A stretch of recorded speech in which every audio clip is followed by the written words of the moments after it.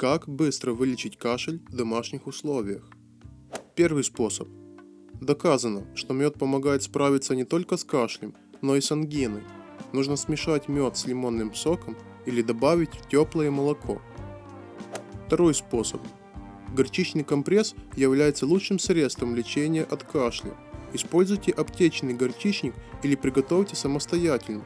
Наложите компресс на бронхи не более 2 минут.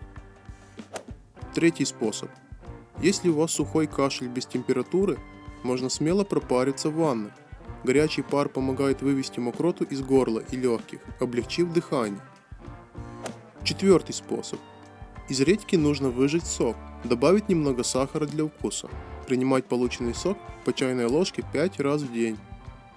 Пятый способ. 1 литр молока на 1,5 головки чеснока.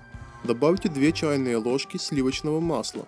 Очищенный и нарезанный чеснок варить 3 минуты в молоке. Пить в теплом виде по 1 чайной ложке.